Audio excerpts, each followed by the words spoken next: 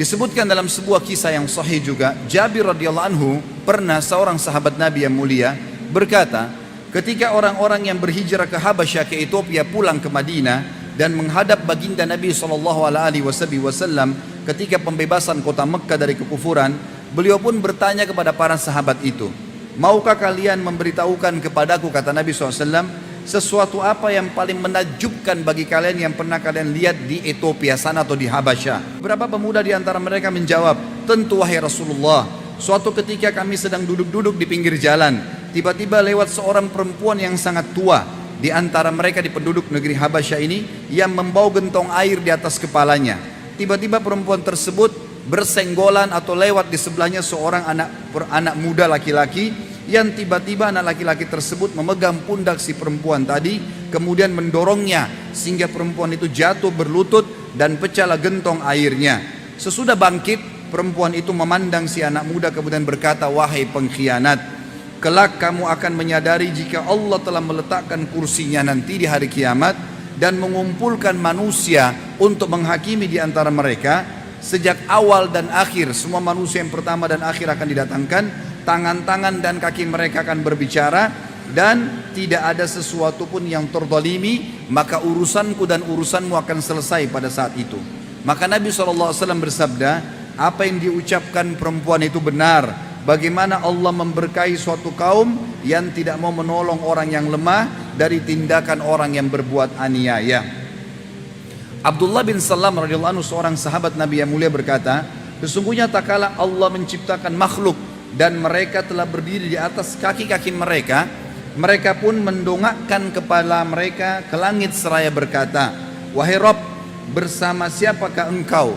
Maka Allah menjawab, bersama dengan orang-orang yang dizalimi hingga hak mereka kembali kepada mereka masing-masing. Wahab bin Munabbih menceritakan dalam sebuah riwayat yang sahih tentang balasan orang-orang yang zalim. Di dalam sebuah kisah dikatakan ada seorang raja yang zalim. Dia membangun istana yang besar di sebelah gubuk seorang wanita tua di perkampungannya atau di wilayahnya. Kemudian robohlah rumah si wanita tua itu, sampai akhirnya wanita tersebut melarikan diri dari keluar rumahnya. Kemudian dia melihat bangunan yang kokoh dan besar berada di sebelah rumahnya milik raja zalim. Lalu si wanita itu bertanya kepada orang-orang di sekitarnya, siapa yang telah merobohkan rumahku ini? Maka mereka berkata, raja. Lalu ia melihat ke arah rumah tersebut, lalu kemudian mendongakkan kepalanya ke langit sambil berkata, wahai Robku, wahai penciptaku, wahai pemilikku. Rob artinya pencipta, pemilik, pengawas, penyiap segala kebutuhan dan pemusnah. Wahai Robku, melihat kepalanya ke langit. Lalu dia mengatakan, jika aku tidak ada, di manakah engkau? Kemudian Allah memerintahkan kepada Jibril alaihissalam agar membalikkan istana tersebut, kemudian mematikan semua yang ada di dalamnya. Dan ini terjadi di masa-masa setelah Islam datang. Kemudian juga dikatakan seorang gubernur di wilayah Irak bernama Khalid bin Barmak. Orang ini berbuat zalim. Pada saat dia menjadi seorang pengusaha, dia berbuat zalim, selalu mengambil hak masyarakatnya. Maka yang terjadi, dia berkata pada saat dipenjarakan satu hari dengan anaknya yang mendukungnya, anaknya bertanya, wahai ayah di penjara, dulu kita mulia, duduk di sebuah singgasana yang mewah, kita makan dari makanan yang enak, kita didampingi dengan pelayan-pelayan yang banyak. Sekarang kenapa kita jadi terbelenggu seperti ini dan berada di penjara?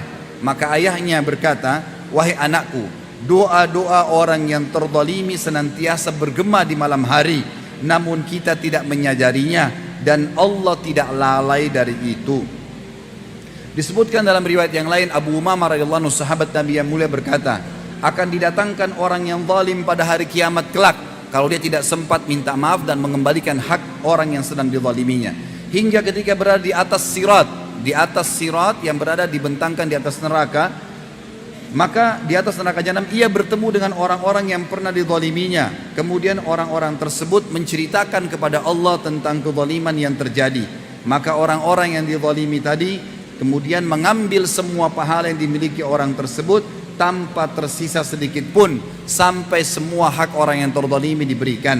Jika mereka sudah mendapatkan kebaikan, maka masih ada yang menuntut secara otomatis semua kejelekan-kejelekan orang yang masih menuntut akan ditimpahkan kepadanya sehingga dia akan dilemparkan ke dalam api neraka. Abdullah bin Unais radhiyallahu anhu meriwayatkan juga dalam riwayat yang sahih, aku mendengarkan Rasulullah SAW bersabda, pada hari kiamat nanti semua hamba akan dikumpulkan dalam keadaan tanpa alas kaki, telanjang badan dan tidak berkhitan. Lalu ada seruan menyeru dari malaikat yang diperintahkan oleh Allah yang dapat didengar oleh orang yang dekat dan orang yang jauh. Allah berfirman, aku adalah Maharaja yang maha membuat perhitungan. Tidak layak bagi seseorang dari penduduk surga untuk memasuki surga dan seseorang dari penduduk neraka untuk memasuki neraka bila masih ada padanya kezaliman yang belum terbalaskan, meski hanya tamparan, apalagi lebih daripada itu. Dan Rabb tidak akan menzalimi siapapun. La ilaha illallah Muhammadur